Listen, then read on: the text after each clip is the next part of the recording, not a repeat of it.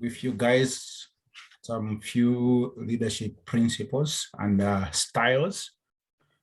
I don't take it for granted that I have this chance. I'm not the most wise and experienced. Some people may do maybe a better job than I do, but I would like to share what I know and what I've practiced. And thank you, Marcus, for the prayer. I appreciate, and I can see the team in my house in Blantyre. May God bless you. And a few people that I know and I respect, you're welcome. First of all, I would like us to have a recap of what we did last time with Marcus. Marcus was sharing with us about leadership principles, and he said leadership is about serving other people. It's about other people, and at the same time, it's also about us, because you are on leadership position to serve or to make a difference in other people, to add value. But if it's the only thing that you are called to do, to add value to other people, you're not taking care of yourself, then there'll be also a challenge. So it's also about you, because if they have to choose you to be the leader, then you have to change something. Otherwise, they don't need you. If you're a leader, you have to bring change and transformation. So today we'll be looking at some leadership styles. But before we go further, I would like that we start with a scripture from 2 Samuel chapter number 5, verse 1 and 2. 2 Samuel chapter number 5, verse 1 and 2.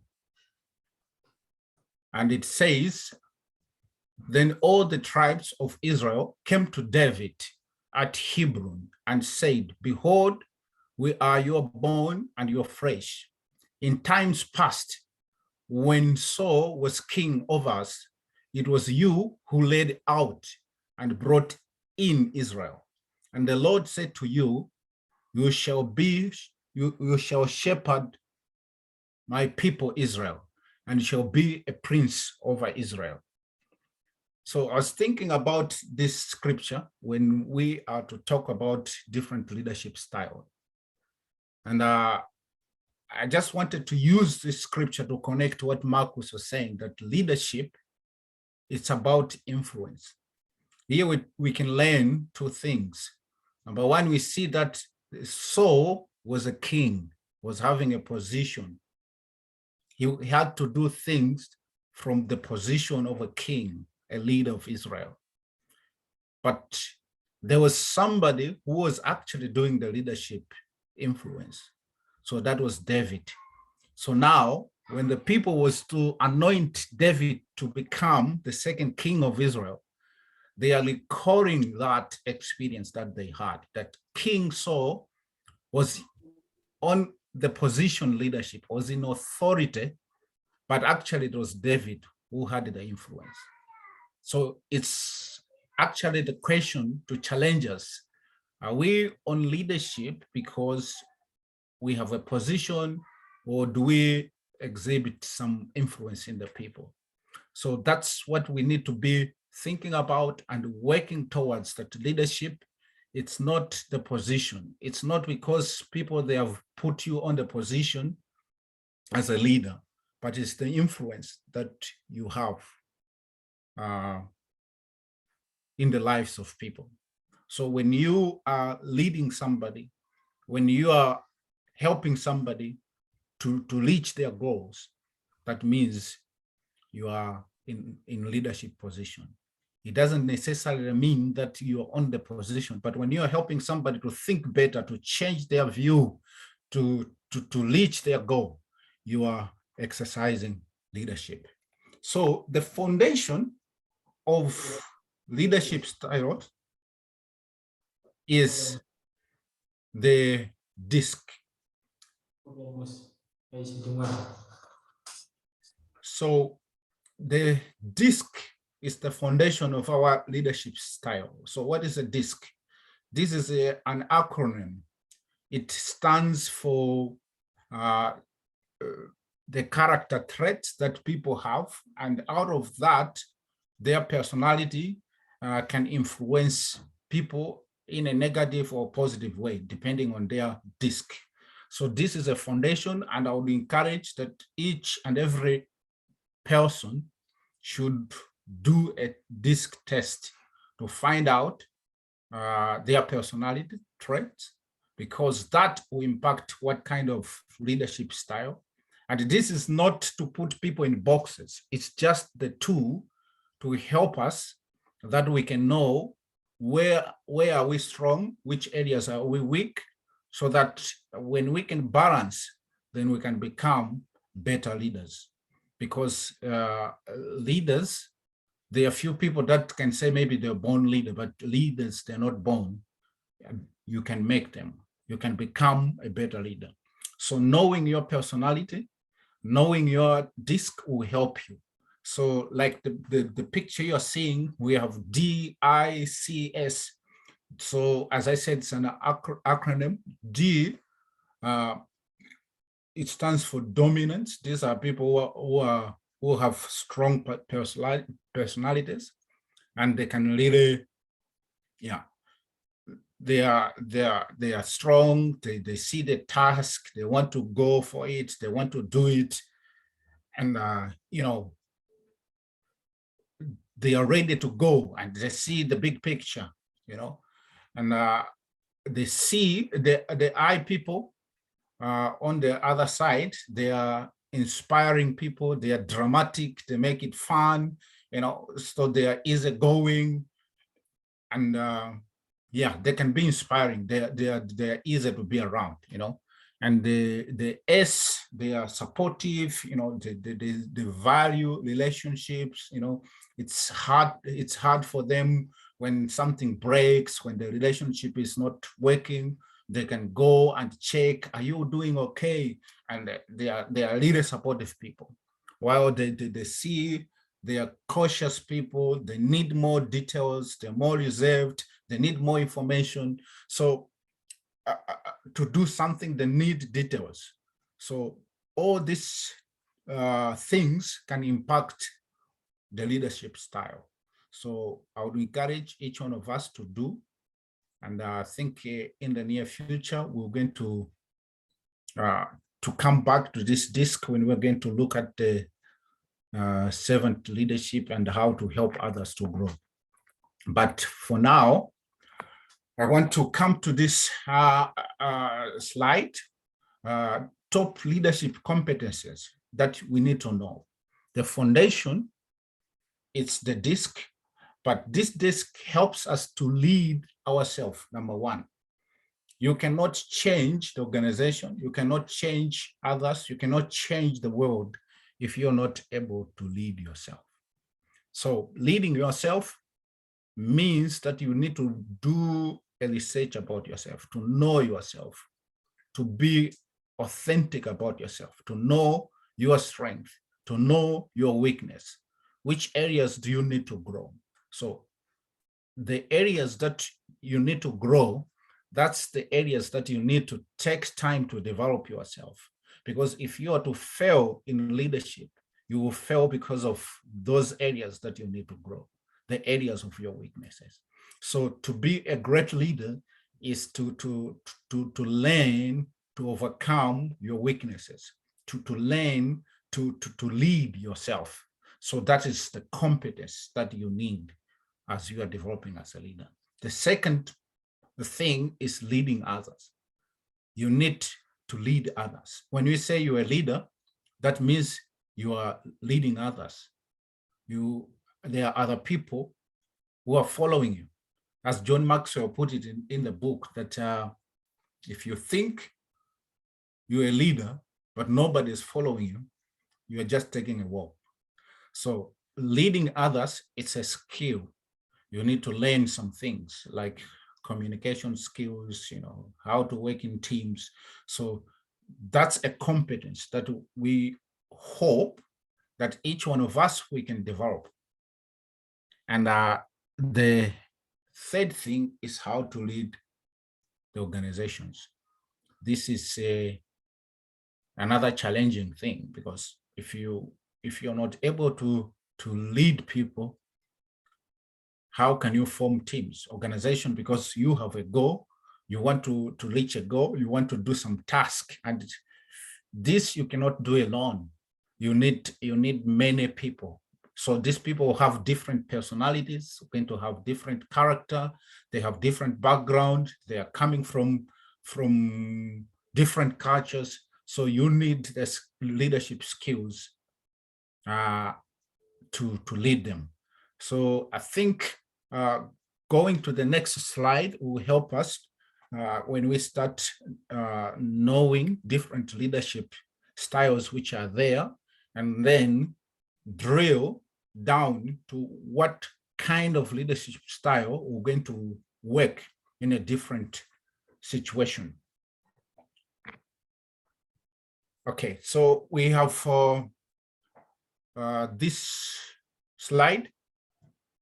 The first person to develop the leadership style was psychologist Levson. And this man, he did the research about leadership, and he came with the results with the 3 traditional leadership style. And the 3 traditional leadership style that he discovered in 1939 was autocratic or authoritarian leadership style, democratic or participative leadership style, and laissez-faire leadership. But after his research, some people, they have taken it further. They have made some researches, and they have come up with different styles of leadership. Sorry, go back. And so on the chart, the first leadership style is coach leadership style.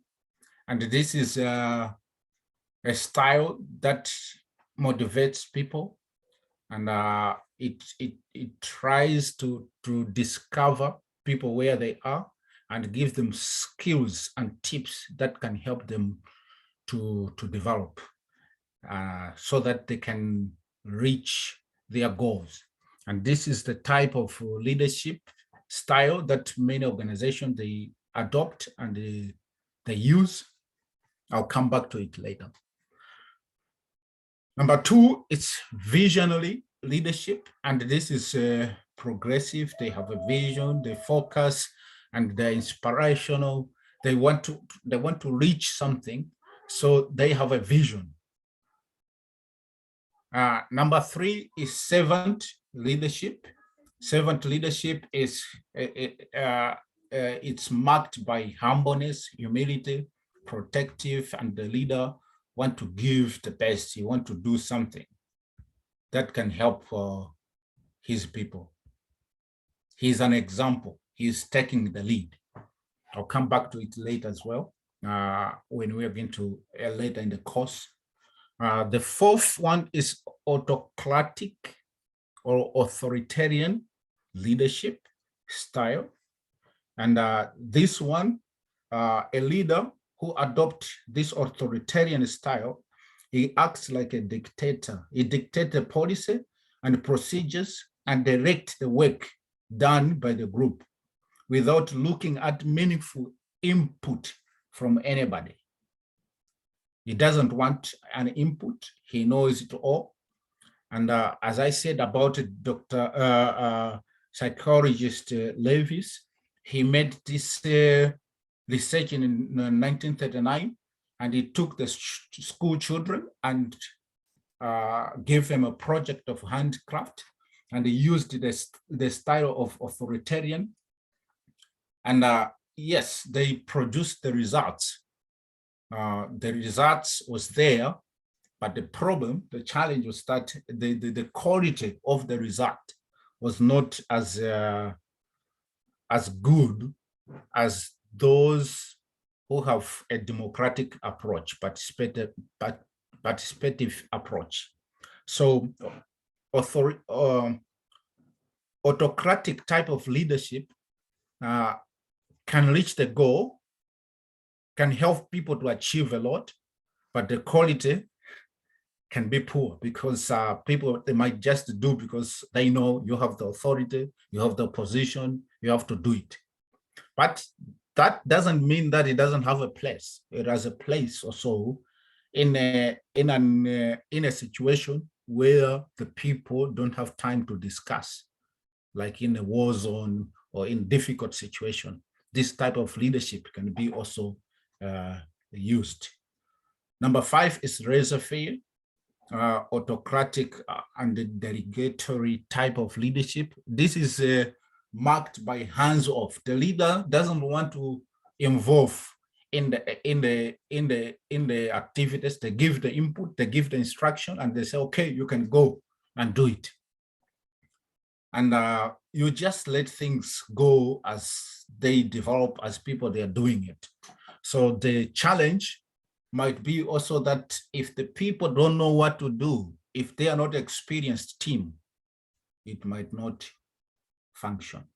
So that is the challenge with this type of leadership. And it's really the least favorite of mine, just to let things go without directing it. Number 6, it's a democratic or supportive type of leadership. So the followers, the members feel engaged in the decision-making process when they have a participative leader. And those who are participating, the leader is asking for their input, their ideas, but still in the end, the leader has the final say. So this kind of leadership style helps, like in the research that psychologist Levson did, the results was that the school kids in the democratic leadership style, they produced high quality results compared to the authoritarian ones. But still the authoritarian type of leadership, they achieved more than the democratic, but the quality in the democratic is high. So that's the advantage of the democratic, that you can have high quality result because people, they're putting their inputs, they're putting their ideas. But the problem is that when there is no clear roles, who is doing what and when, it can lead to communication failure. And that can cause the whole thing to get destroyed. And also when other people, like in the group, in the team, that they have more knowledge than the others, then it can also be a problem. So that is democratic. And we have number 7, we have a pace setter. And this is helpful and motivational. You are putting like the targets, and you're helping the people and pushing them that they can reach their target. Number 8, we have transformational leadership. This is challenging and communicative leadership. I'll come back to it tonight. I'm going to explain about this more. And number 9, we have transactional. This is performance based, and I'll come back to it again. These are the 2 that are going to take most of the evening because they are commonly used now. And the number 10, we have bureaucratic. This is a hierarchical kind of leadership, and is focused, is duty focused. So basically, these are some of the leadership styles that they have been discovered after psychologist Levis has done his studies in 1939. So, but tonight, I would like to focus.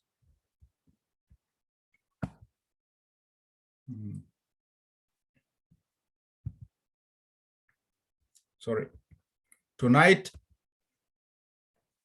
I would like to focus on the three: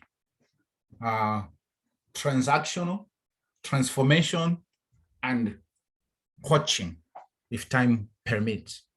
Is there any question so far?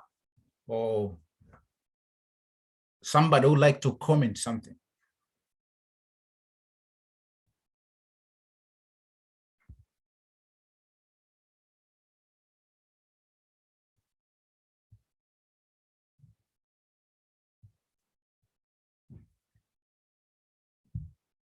Hello, is there any question or any comment so far? No, well done so far. Okay, that's good. I have a question, Disen. Yes. Can I raise my question? Yes. So the question is, so now to say 1, 2, 3 to 10, but 10 is not the highest, or it's 10 different styles, and everything has good and negatives. Is this right? Yeah, everything has good and negative, and the bottom line of it is we need to know them, and we need to know when we can use them, because they are not all bad. They are not the best, some of them, but you just need to know when you can use them, because these different leadership styles, if they don't help us to save people, then they're for nothing, because the goal of leadership is to save. So that's why I want now to focus on these three, because they are commonly used now. And why do people use them? That's what I want to do now. Does it help, Marcus? Good. Yes, thank you. I just want to find the clarification of that. Good. Okay, thank you. Okay, so let me start with transactional leadership. Please, I have a question. Yes. Yeah, so I want to know, you presented to us 10 different leadership style, but you're saying that the three that you're going to present are the most common one. You know, being in Africa and also globally, we keep hearing about democracy, and it's something that we're hearing about, and this is the leadership that we're hearing about, and that our leaders, national leaders, are using. So yeah, I don't know if it's not also relevant for us to be more informed about what it's really all about, and if it's good, see if it has a good side, what is it that we really also use it, you know? Yeah. Okay. Thank you so much, Dan. That's a good question. We can come to it to talk a bit later about that. But what I said about these three is something that as an individual or in your small organization or church or something, you can apply. You can apply it direct, you know. So while when you talk about democracy, democratic, you know, the nations, they're doing that. And of course, we can do also in our company, democratic elections. We can point people, we can choose people, we can take input from people, and it's something that we can talk about. But tonight I wanted to focus on these three, because then I'll come back later to talk about servant leadership. So I can also explain how can a servant leader work in a democratic society. Does it help?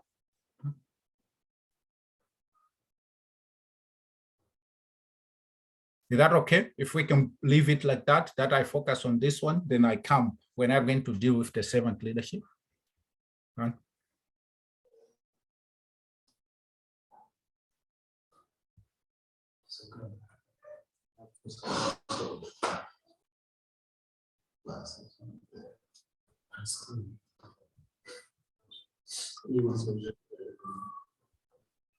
It's okay.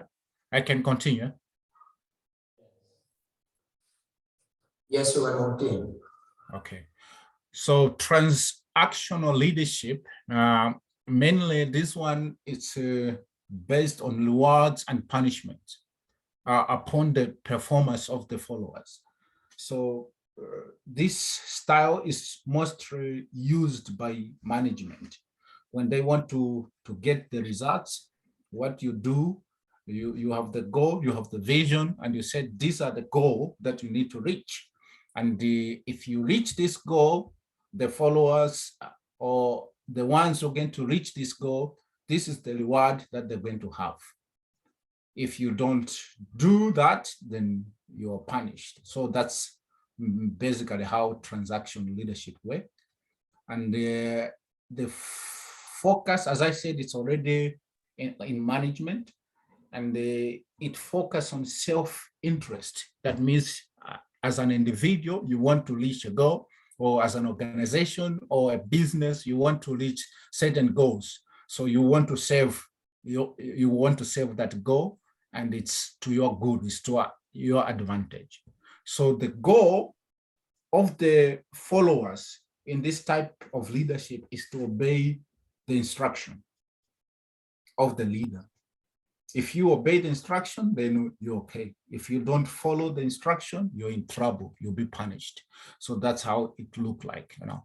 So the leader believes in motivating the followers through rewards and punishment, using their authority. So they have authority, the workers or the followers, they just have to follow the instruction, then it will be good. If they don't follow the instruction, then there is a problem. Okay, so behavior of the transactional leaders, they set goals and rewards, you know, that's how they do. They provide constructive feedback on performance. So because they're interested on the results and the self-interest, you know, and they want to achieve as managers, so they can come and they give feedback. Okay, this is how you have to do, and you are doing well, keep it up. So yeah, you just follow the rules, you know, no question, you know, no question, follow the rules. And they establish standardized practice, you know, so they have a standard that they follow. They have developed how you can achieve, how you can succeed, how you can stay on that company or that organization, or in that, it's really well structured, and they really give on-time feedback. So that's their behavior. Examples of transactional leaders. How do you know it? It's like in footballs, you football coaches, you know, you need to follow the rules. This is, you know, the 17 rules how to play football, soccer, you know, exactly. If you follow the rules, you're good. If not, you're out. The army commanders, they don't have time to discuss. You just follow the order. Yes, sir. So that's transactional type of leadership. School teachers, you know, that's how they do. They motivate the students by rewards, you know. If you do well in mathematics, or no, if you pass, you go to the next grade. If you don't pass, then you are going to repeat. So that's how they do. You know, I just added this one, Microsoft, Bill Gates, you know. So these are transactional leaders, you know. So they value the following the structure, performance, and that you just have to follow the rules, and then you'll be good. So you can add your own personal examples that you think that can be transactional leaders, that they work that way, that they have that style of leadership. So what are the pitfalls or the disadvantage of this type of leadership? The challenge is that innovation is limited, because if people, they're just following the rules, they have already established patterns, how they have to do things, then nobody will innovate something. You cannot come with new ideas. So, and number two is that it's difficult to have new leaders. New leadership are not encouraged, because it's always, this is how we've been doing it, and we'll continue to do it like that. Don't rock the boat, son. So it's really difficult to have new leaders coming, because everything has been set in place. And the third pitfall is that the consequences can become more important than the rewards. That if you're not careful in this kind of leadership, you just look at what will happen if somebody don't follow the rules. What will happen if they're making mistakes? So it can create a situation which will be difficult to correct. That it's like witch hunting, that you're just looking, where's the witch? So that's the problem of this kind of leadership style. And empathy is not seen as a strength. When you have people who can feel pity for people, and so it's really not a strength, because the goal is that you have to achieve, you have to perform. So that's the downside of this type of leadership. And as I said, you find this type of leadership a lot, that it's still being practiced today. And many people, they can do it even without knowing that they are transactional leaders. But it's to be in leadership, it's good that we have to discover ourselves, what kind of leaders are we, and what are the limitations of this kind of leadership, and to see where can this fit best. So when does this leadership needed? When increase in production is needed and the cut in cost is needed. So when you are at pressure that you need to produce something, or your project or your organization want to do something that you don't have enough money, finances to do that, then you need transactional leaders that will help you, that they can put people to work, they can motivate them with rewards, and they can threaten them, if I can put it that way, with some punishments. So this is the type of leadership that you need, depending on the situation and where you are as a project or as an organization. Sometimes you need these transactional leaders. When clear structure is needed, when you have people that they have no idea, they don't have the skills, they don't know what it takes, that they need a direction. So you need a transactional leader to handle that. When motivation or through rewards system is needed, you need a transactional leader, because that's what they do better. That's what they what makes them thrive. So that's what you can choose, the leader you can choose. When short-term goals need to be achieved quickly, when you want to achieve something in your organization, in your project, when you are to employ somebody, this is what we want to do, then in your interviews, you better look for a transactional leader. Any questions so far before I go to transformation? Is it clear with transaction and how it works and the shortfalls?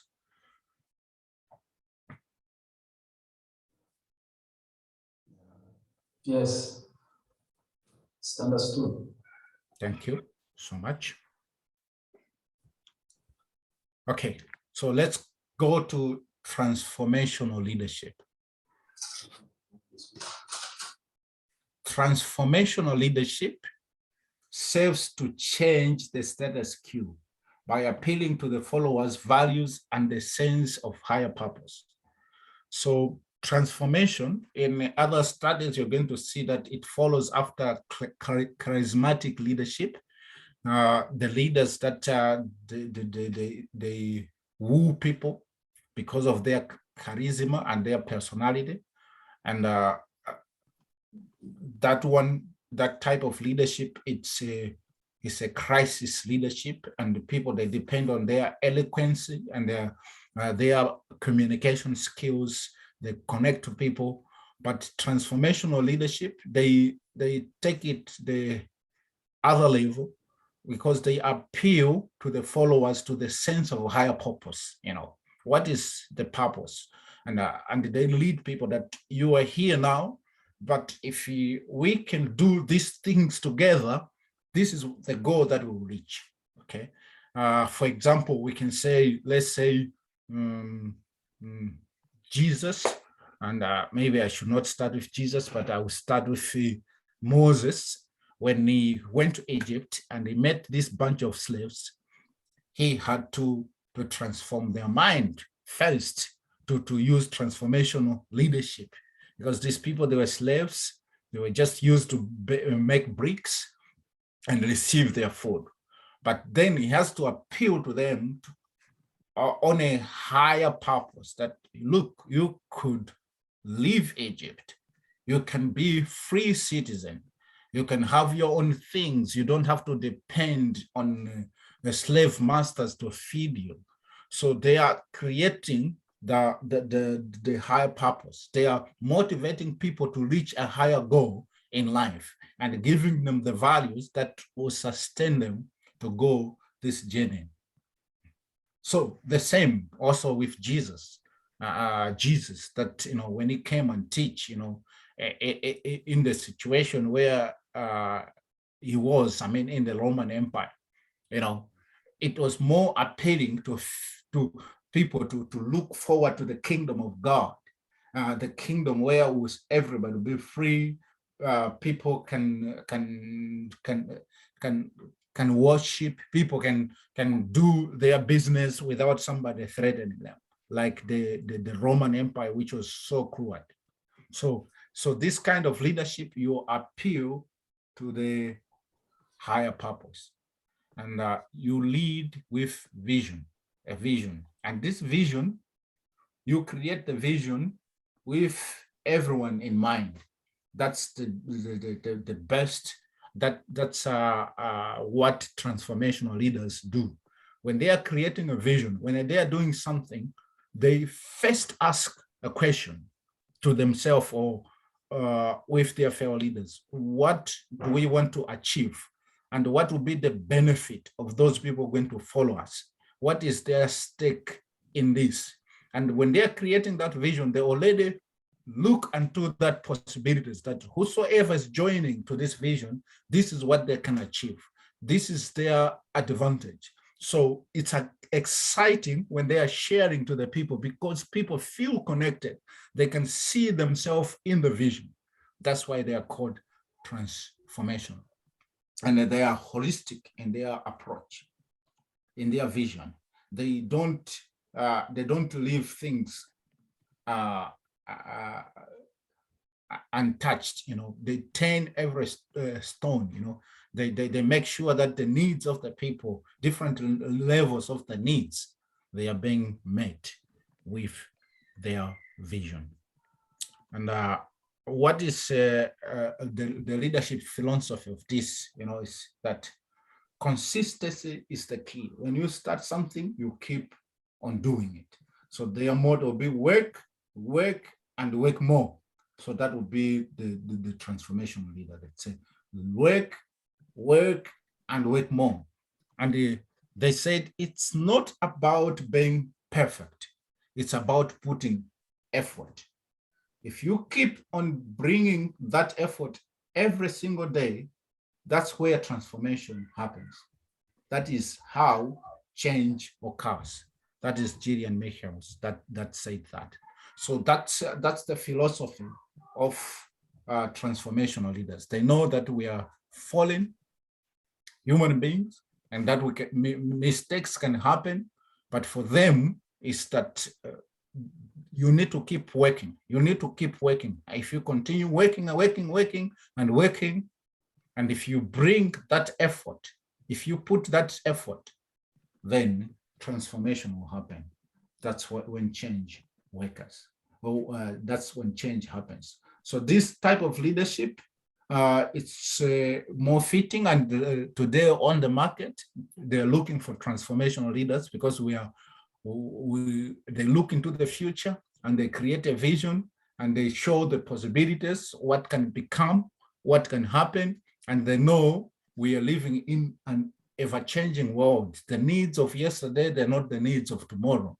The needs of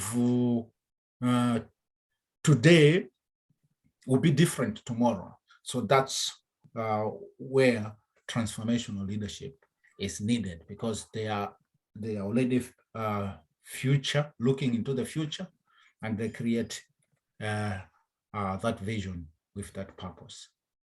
So what is their behavior, leadership behavior? They encourage courage, be courageous. You know, you need to have courage. You need to have strength. You need to not be afraid. You know, because there will be challenges. They know there are challenges. There are difficult things that can make the vision not to happen. But as a transformational leader, you need to bring into the people to have that courage. We have example in Joshua that God has to tell him again and again in Joshua chapter number 1, that be of good courage. You are going to possess the land of Canaan. Yes, there are some giants, there are difficulties, there are problems, but be courageous.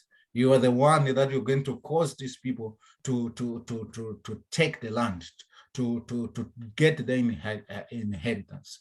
So number 2, they provide optimism. You know, they are really don't see a way out, that there's another way to do it. They see that it's possible. They encourage people that no, you can do it. You can do it. So that's why they are popular. That's why they are needed. Transformation leaders, they're needed, and they use empathy. You know, so that's what makes them attractive, and they operate from the strong foundation of values and principles. They are valued people. They have values. They don't flip-flop, and they have principles that will help them to reach the goal. And they lead with a purpose. So that's what they motivate the people. When it becomes tough, they show the purpose. They say, this is why we created this organization. This is why we started this project. This is why we did this. We can take one example, Nehemiah, when he was to build the wall of Jerusalem in 52 days. There was times that it was too hard for the people, that people got discouraged, but he kept that purpose. And he communicated that purpose with the people and show them, remind them again and again, why is it important to have the wall? They'll be secured, the enemy will be outside, they can do their business, they'll thrive, you know, all these kind of things that which are attractive to the people, and it will make them to go back to work. So it's needed when the going gets tough. Okay, examples of transformational leaders. Number 1 is coming, Dr. Martin Luther King. You know, he was a transformational leader. You know, what he did and the way he was motivating people, the way he was speaking, and, you know, it was difficult. Sometimes he had to pray and ask God to help him, but, you know, he was a transformational leader. Walt Disney, a filmmaker, you know, transformational leader. And again, in Malawi, we have Dr. Lazarus Chakwera, Oprah Winfrey. These are transformational leaders. And you can choose many more. I just want to take, I just choose few examples that they are transformation. And since I'm from Malawi, I didn't forget my president, Lazarus Chakwera. Yeah, the Malawians can debate about it, but I just put it. Yeah, so transformational leaders, these are examples of transformational leaders. So what about the pitfalls? What are the disadvantages? What are things that we need to look for? Burnout. If you're a transformational leader, the challenge can be that you can burn out, because sometimes you're just looking at to the purpose, the goal, but you're not taking care of yourself. And in the end, you discover that you cannot manage. I just had a meeting this afternoon with a South African pastor in Aarau here in Switzerland. And he was telling me how he built great churches. He had a university church and then the church in the village. But then in the end, he did not know how tired, how he cannot function, until when he came to Switzerland. It took 1 week just sleeping, waking up, sleeping. And then he realized that he had that serious burnout. So sometimes that's the difficult, the challenge of transformational leaders, wrong motivation. Sometimes also you can be a transformational leader, but your motivation, why you're doing that, can be wrong. And because you have that, what it takes to motivate people, then you can lead many people astray. And number 3, sometimes transformational leaders, they can just focus on the long-term vision, what will become, what will happen, but then miss out the here and now. So that's the challenge. That also we need to take care of the here and now things. And perception is the key when it comes to transformational leaders, that you need to put things, to see how things can become, and to have that balance. So the question to you, are you a transactional or a transformational leader? Because I said these are the ones that people, they are using most of the time, and people now, many companies, organizations, they're looking for transformational leaders. What kind of leader are you? You need to ask yourself this question, and then come to the honest conclusion about yourself. Is there any question about transformational leadership? Is my observation correct? If you want to be a transformational leader, it takes more time and more effort in dealing with your employees than the transactional leader. Yeah, you are correct, because transactional leaders, they have already the rules. They have already, the things that they want to achieve, and the employees, they just need to obey and follow the rules. They'll be fine. But transformation, because they want to create a vision with everybody in mind. So that means you need more time. It's time involving, and I can say it works better. It works in times of also crisis, when people, they're looking out for something. So transformational leaders, they are needed. Yeah. Does it help? This is the critical question. And what was Jesus?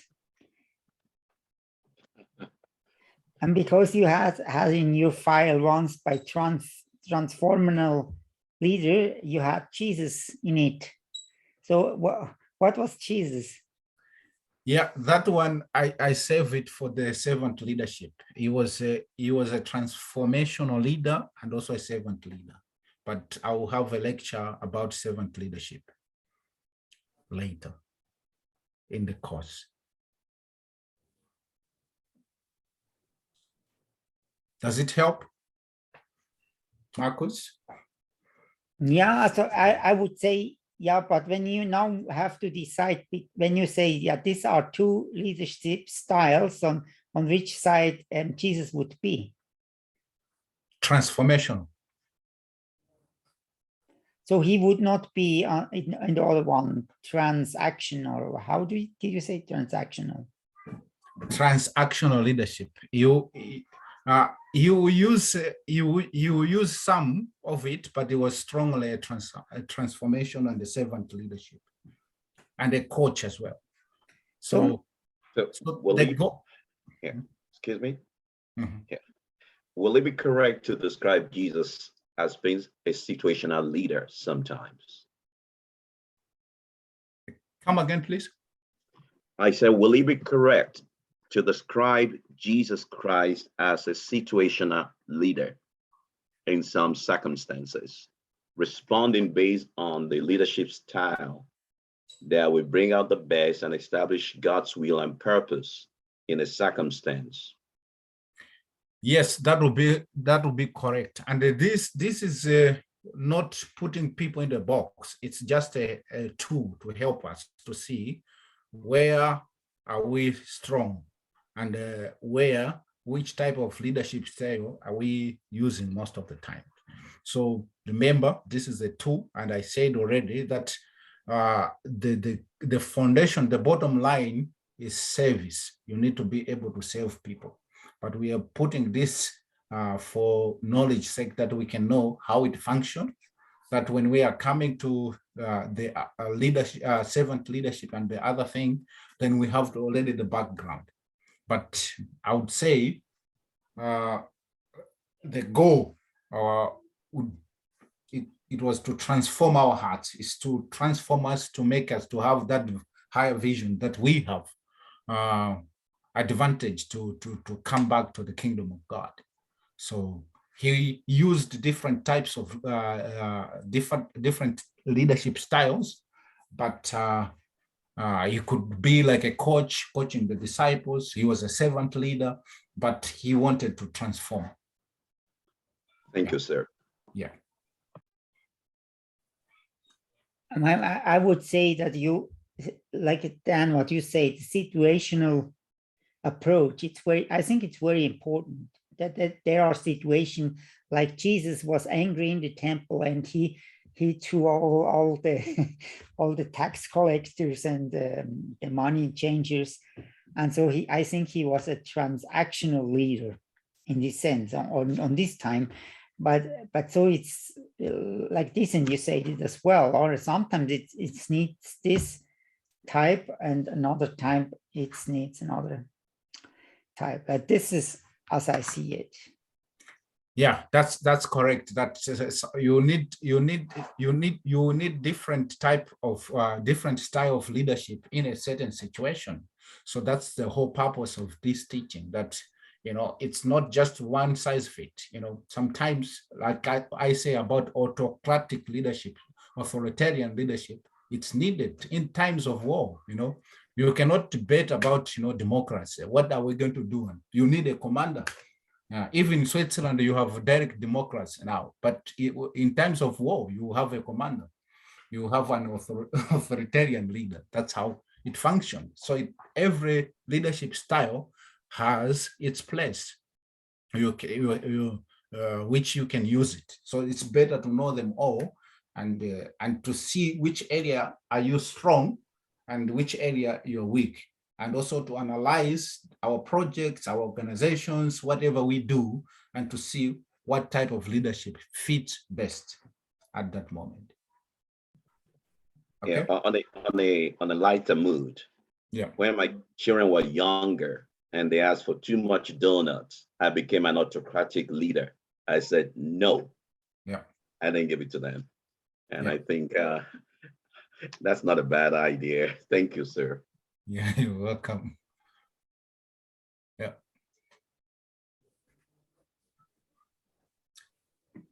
Okay. Are we together? Any questions? These are very good questions. These are very good comments. You know, we need to think about these issues.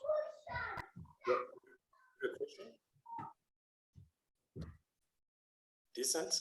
Yes. Yeah.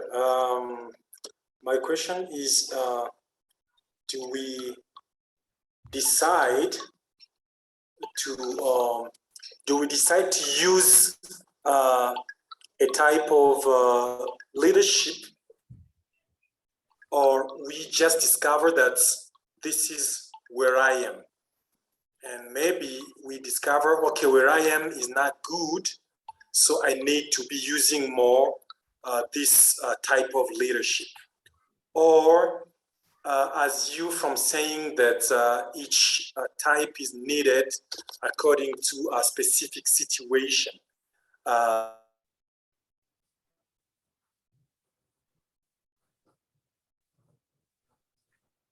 Are you still there? I lost you. I think he's frozen, but he, I get the point. yeah, you get the point, but he will not get the answer. Oh, yeah, Decent. I'm yes. sorry. I Yeah. got a call. Yeah. So Okay. I don't know if you got all my question. If I can phrase it back to you, you said, do we choose our leadership style, or you discover where you are that this is my type of, this is the leadership style I'm using, it's not good, Yeah. or should, this is the direction I have to go, something like that. Yeah. Yeah. Yes. And coming back to what you said, as long as each type is needed in a specific situation, do we need to just keep what we have discovered we have or we are, and then just be using each type of leadership style according to a specific situation? Thank you so much, sir. That's a very good question.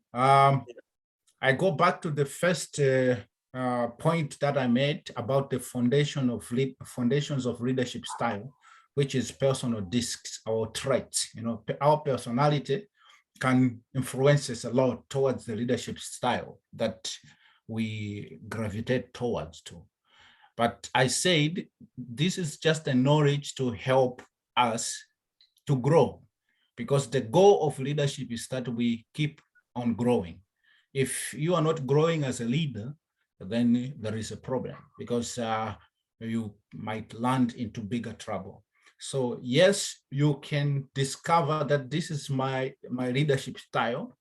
And when you see that it's not good, it's not fitting with your organizational structure or what you're doing, it's a high time that you start developing the other leadership skills. You can grow, as as I've already put it, that leadership, it's not something that you're born. You can become a leader.